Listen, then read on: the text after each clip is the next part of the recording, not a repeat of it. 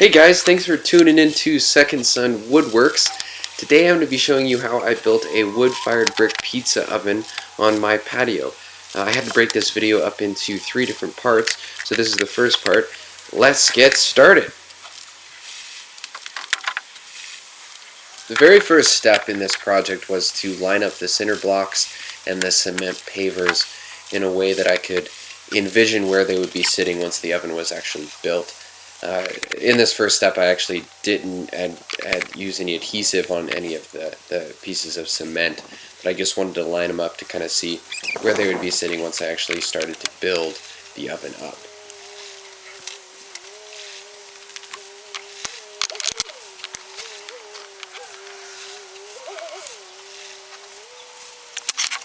As you can see, this took a little bit of try and fail when it came to the bricks to figure out how I'd be actually building the oven later on in the project. The nice thing about working with bricks, though, is that they're just square. It's like working with Legos, and you just want to make sure that your seams don't always line up so that there's a lot more firmness when it comes to the actual structure. After that, I went ahead and stacked all the bricks up and used my shovel to kind of cut out a line in the on the ground where the actual pavers would be sitting. Then I removed all the pavers and the cinder blocks and used my shovel to take out the soil that was underneath the pavers so that I could get a nice flat surface.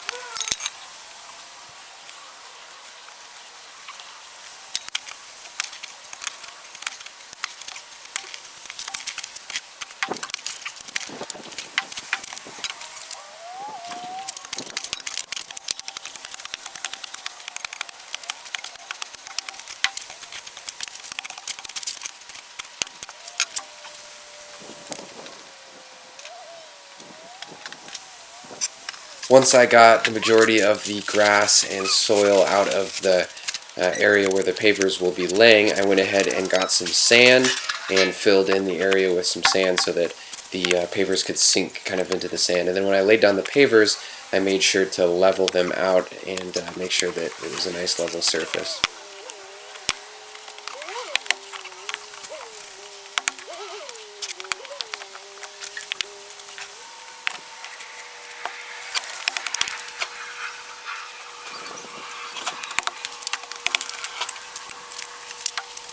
After that, I went ahead and cleaned up the space where the oven would be built, or the base of the oven would be built.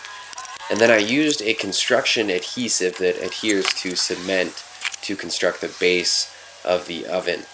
And as you can see here, this essentially works just like a caulk gun, and you lay down a nice thick bead of this adhesive to whatever surface you are trying to adhere, and then you build it up from there.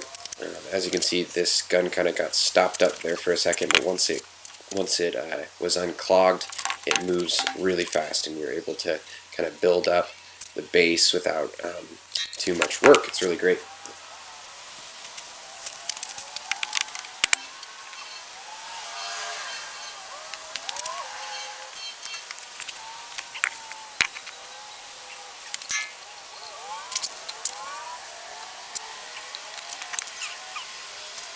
One thing you want to make sure to do as you're building up this wall with the cinder blocks is to wipe off the cinder blocks before you apply the adhesive. If there's a bunch of dirt on the cinder block, then the adhesive won't work. In addition, you want to make sure that you level out each section as you go up.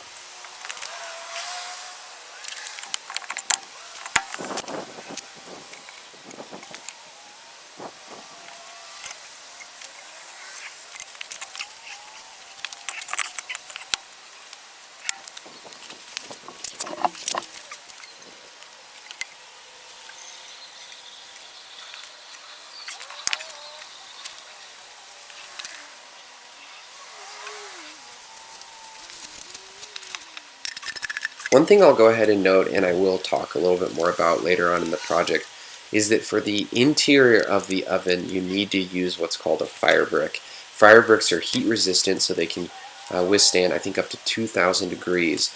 and not crack. Unlike these conventional cement cinder blocks and cement bricks that will crack if they get exposed to super high temperatures. Fire bricks are much more expensive than standard cement bricks. However, they will withstand the high temperatures, and so it's worth it to spend the extra money to buy fire bricks. You'll see here in just a second what I'm talking about. They look a lot different, and like I said, they withstand temperatures. So find a local dealer that has fire bricks. A lot of the times the big box stores don't sell them. You can order them off the internet, but you likely will have a place in your local town that will sell fire bricks.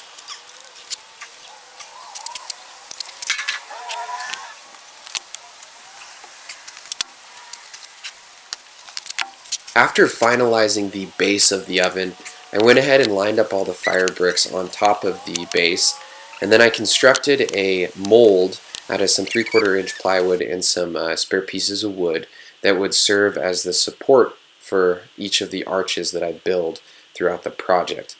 In addition, I should note that the refractory mortar that I used is also a heat resistant mortar. You don't want to use just a standard mortar that's made from cement. You want to use something that's heat resistant with a high heat resistant clay or something like that. You can usually buy that in pre-mixed tubs. It's going to be relatively expensive, but in the end it will be worth it.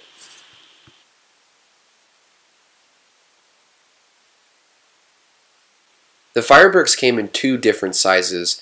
Each of them were 4 inches by 9 inches. However, the thickness was different. So one was about 2.5 inches thick, and then the others were, I think, about 1 inch thick. These are the ones that I'm working with right now. I used the thinner ones to construct the actual base of the oven on top of the cement pavers. I didn't build the oven right on top of the cement pavers because I actually wanted to have a base of these fire bricks that would kind of serve as the floor of the oven. Now, the reason I did that is because, once again, the fire that I'll be building on top of this is going to be really hot, and I don't want to build that just right on top of cement pavers because of the heat and the likelihood that the cement pavers will crack in the future. So I would recommend doing something like this so that you have a nice layer of heat-resistant bricks or fire bricks that the fire can be built on top of. Also notice that I use a small cement trowel to spread the heat-resistant mortar on the base of these bricks. And you almost spread it on just like butter. After that, I went ahead and began the construction of the first arch on the back side of the oven. Now, I'll go ahead and note 2 things about this. One, I made a mistake right off the bat, which I'll fix here in a second in terms of the height of the arch. Then second thing that I'll note is the fact that this is the first time that I've ever done anything like this, so I'm not a professional, and I'm sure some of the folks that are going to be watching this video are professionals, so give me some slack. This is the first time that I've ever done anything like this. But there's a few things that I noticed right off the bat that I can pass off to people that I think would be helpful. One of the things is to make sure that you get all of the air bubbles out of the mortar as you press each brick together. So you kind of want to use a little bit of pressure to push down the brick, and then use your trowel to squeeze out any air bubbles as you add additional mortar to make it nice and smooth over the exterior of the arch. And then you slowly do this and you build up the arch until you have a complete arch. But like I said, I made a mistake and I didn't raise the height of the arch overall. So here in a second I fixed that.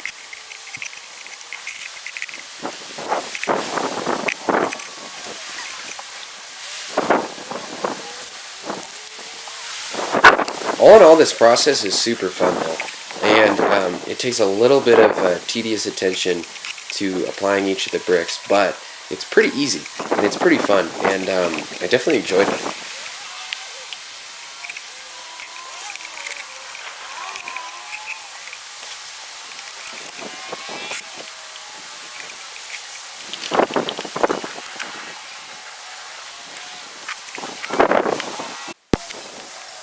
As you can see here, this is when I realized that I hadn't stepped up the actual arch to the correct height. So I went ahead and laid down 3 additional bricks, one of the half size and then 2 of the full size ones, with the cement mortar.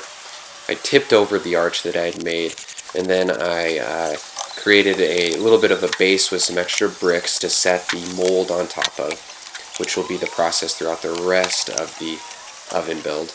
And then I lifted up the arch that I'd made and kind of set it on. Luckily it kind of dried a little bit, so it was super easy. It was an easy fix, but I wanted to make sure to do this so that I had a good amount of space within the oven itself.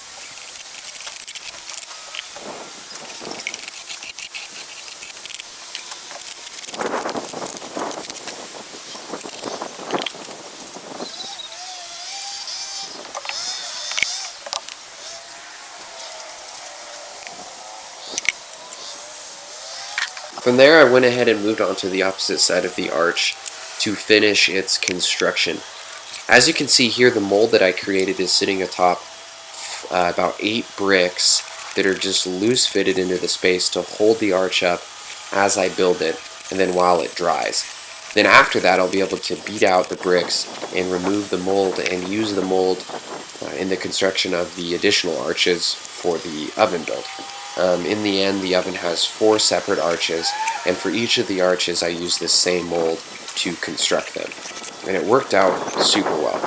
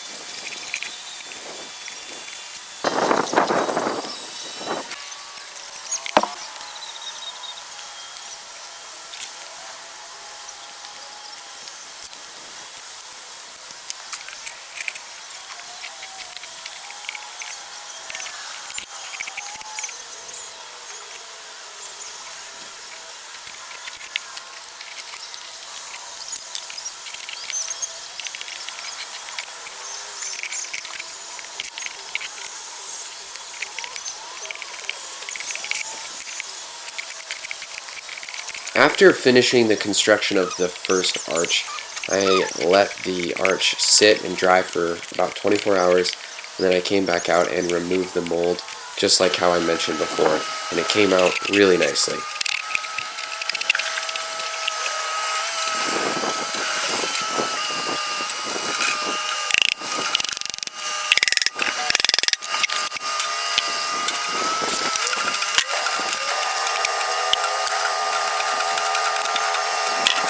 From there, I went ahead and set up the bricks and the mold to construct the second arch.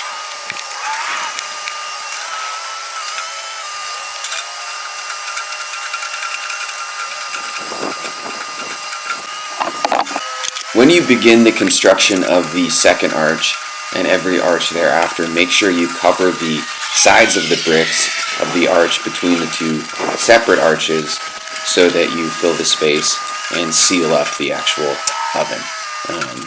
So you'll notice that on the back side of this brick, I made sure to put some of the heat-resistant mortar so that it presses up against the previous arch.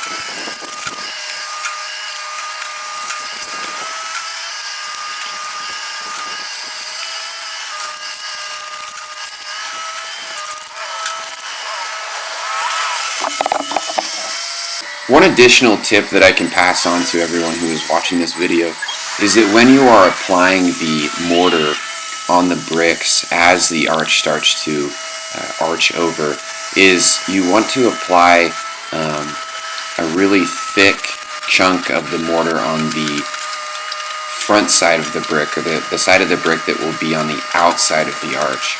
And then on the inside of the arch, there'll be less mortar, and so it kind of will tip the brick into the arch.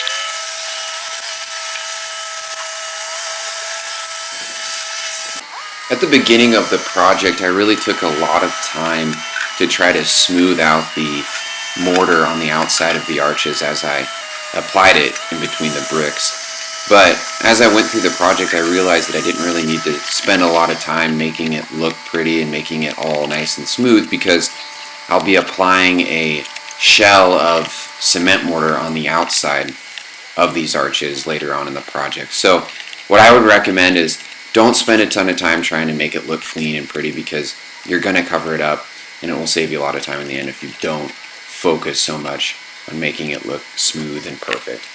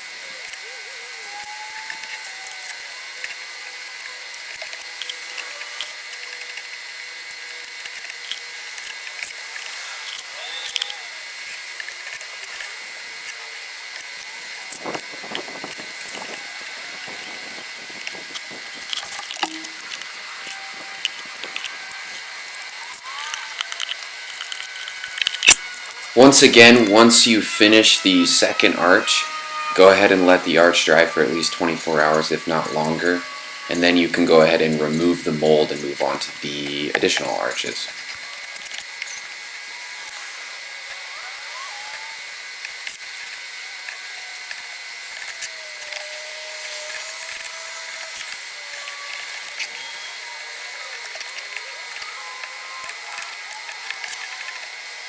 Alright, so this concludes part 1 of this project. Please check out the additional parts that will be posted on my YouTube channel. Thanks for watching, guys.